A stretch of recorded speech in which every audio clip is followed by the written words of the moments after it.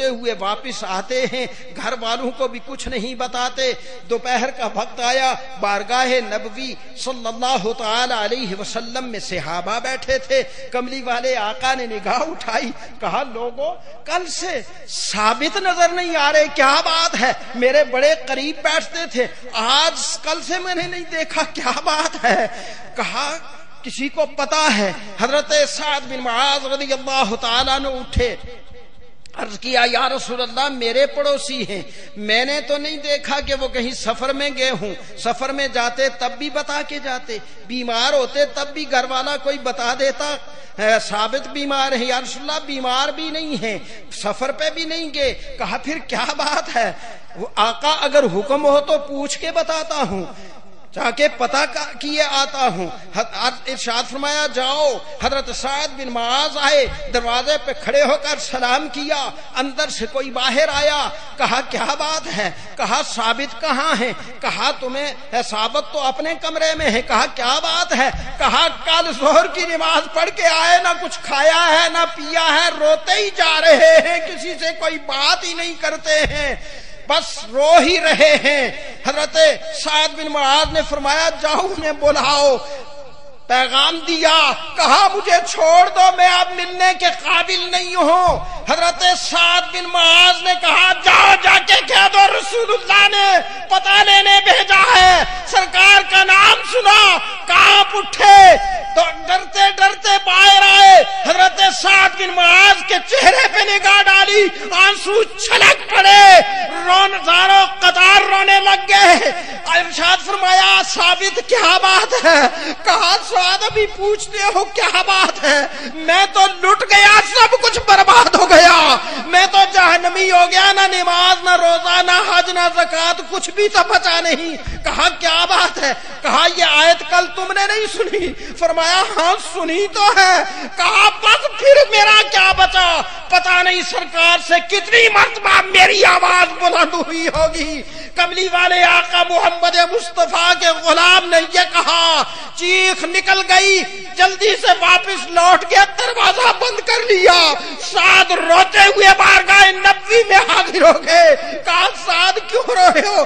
یا رسول اللہ وہاں تو معاملہ ہی کچھ اور ہے۔ کملی والے خاموش ہو گئے، جبریل بارگاہ رسالت میں حاضر ہو گئے، عرض کیا یا رسول اللہ رب فرماتا ہے ثابت کو بلاؤ، کہو اولئک الذین والذین یغضون اصواتهم عند رسول اللہ اولئک الذین امتحن اللہ قلوبهم للتقوی۔ اے کملی والے ثابت کو بھی بلاؤ اور اپنے غلاموں کو کہہ دو یہ تو تمہارے ادب رسول کا امتحان تھا، تم پاس ہو گئے ہو، جاؤ بخشش و مغفرت کی بشارت بھی انہیں بلا کے یا رسول اللہ عنایت فرمائیے۔ سرکار نے فرمایا سعد جاؤ، جا کے ثابت کو بلا لاؤ۔ سعد سنی قدموں لوٹ گئے، پھر آواز دی، حضرت سعد کی آواز سن کر پھر گھر والوں نے کہا ثابت باہر آؤ۔ سعد آئے، کہا بچائی کیا اب نہیں جاتا، رونے لگ گئے۔ حضرت سعد نے کہا جاؤ کہہ دو رسول اللہ نے پھر بھیجا ہے۔ حضرت ثابت باہر آئے، حضرت سعد کے چہرے پہ نگاہ ڈالی، چیخ نکل گئی، لپٹ گئے۔ حضرت سعد نے کہا ثابت مبارک ہو، جبریل یہ آیت تمہارے لیے لے کر آئے ہیں، جنت اور بخشش کی مبارک دینے کے لیے رسول اللہ نے تمہیں بلایا ہے، تم امتحان میں کامیاب ہو۔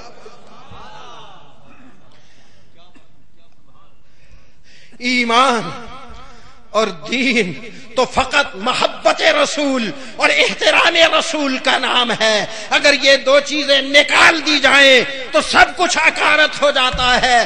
حضرات گرامی یہی دو چیزیں ہیں، یہ اصل میں دین ہے، باقی ساری چیزیں داری ہے۔ نماز داری ہے، زکوٰۃ داری ہے، حج داری ہے، تلاوت داری ہے، دین تو ادب رسول اور محبت رسول کا نام ہے۔ لہذا ہمیں چاہیے یہ کہ سرکار علیہ الصلوۃ والسلام کی ذات سے وہ پیار کریں، دل کی اتھا گہرائیوں سے ٹوٹ کر اس محبت کا اظہار کریں کہ جس محبت کے اظہار کی بدولت ہمارا ہر قدم اور ہر عمل اتباع رسول میں ہو جائے۔ لوگ کہتے ہیں جناب یہ محبت کی رٹ ویسے ہی لگا لیتے ہیں آپ، اصل بات تو جو ہے وہ اطاعت کی ہے، اتباع کی ہے۔ اطاعت ہوگی، اتباع ہوگی، حکم مانیں گے، نماز پڑھیں گے، روزہ رکھیں گے، حج کریں گے، زکوٰۃ دیں گے، حضور کے طریقے پہ چلنا چاہیے۔ محبت کا تقاضا تو یہ ہے۔ میں کہتا ہوں ہاں محبت کا تقاضا یقیناً یہی ہے، لیکن حضرات محترم علماء کرام سے معذرت کے ساتھ میرا اس بات پہ اختلاف ہے کہ اطاعت کے معیار پر محبت کو نہ جانچو، محبت کے معیار پہ اطاعت کو پرکھو۔ محبت پہلے ہوگی، اطاعت بعد میں ہوگی۔ محبت نہیں ہے تو اطاعت ہو نہیں سکتی ہے۔ جتنی زیادہ محبت ہوگی اتنی ہی زیادہ اطاعت ہوگی۔ حضرت عبداللہ بن عمر رضی اللہ تعالیٰ عنہ جا رہے مسلم جا رہے، ساتھی ساتھ ہیں، سفر کر رہے، صحرا میں پہنچے، ایک درخت جھاڑی ہے، کہا رک جاؤ، سارے اتر گئے، لوٹے کا پانی کا لوٹا بھرا، ہاتھ میں لیا، پھر نیچے اترے، ایک جھاڑی کے گرد 3 چکر لگائے۔ دوپہر کا وقت تھا، نماز پڑھی، نہ وضو کیا، نہ حاجت پوری کی، واپس آئے، کہا اٹھو اور چلو۔ کہا عبداللہ کیا بات ہے، نہ وضو کیا، نہ حاجت ضروریہ پیش آئی آپ کو، نہ نماز پڑھی، یہ چکر لگائے، کیا بات ہے، کیوں چکر لگائے، اب کہتے ہو چلو؟ کہو میں بھی نہیں جانتا۔ کہا تم بھی نہیں جانتے کیا بات ہے، یہ کیا کیا؟ کہا نہیں واقع خود اللہ کی قسم میں نہیں جانتا کیوں کیا۔ کہا پھر کیا بات ہے؟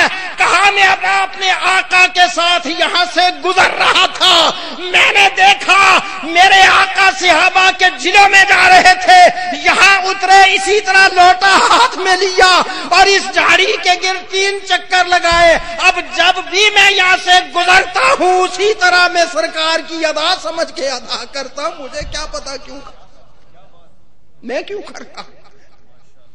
حضرت ابو ہریرہ رضی اللہ تعالیٰ عنہ کھڑے ہیں، سرکار نے فرمایا ابو ہریرہ فلاں حدیث۔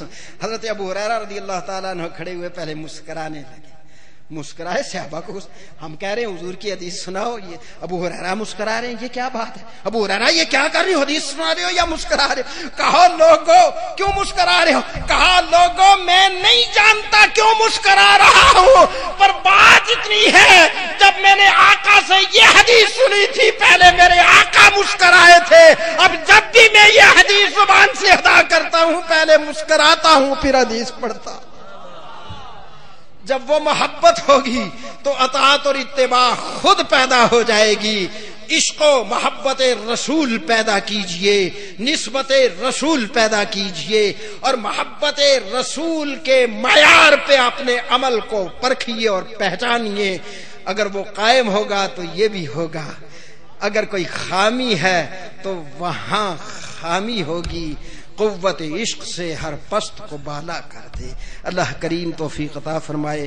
خطیب نقطدان حضرت علامہ مولانا صاحبزادہ محمد عمر فیض صاحب دامت برکاتہم العالیہ تشریف لے آئے۔ حضرت قبلہ پیر محبوب المشائخ پیر محبوب اشرف صاحب دامت فیورکم العالیہ بھی تشریف لائے، دیگر علماء کرام تشریف فرما ہیں۔ ولادت مصطفیٰ کے عنوان پہ چند گزارشات تو میں نے پیش کر دی، رہ گیا مقام و تعلیمات غوث الورا، تو یہ سجتی ہیں حضرت قبلہ خطیب نقطہ دامت برکاتہم العالیہ کو انشاءاللہ العزیز۔ اب بلا تاخیر آپ کا خطاب ہوگا اور پھر اس کے بعد روحانی غذا کے بعد انشاءاللہ العزیز جسمانی غذا کا بھی اہتمام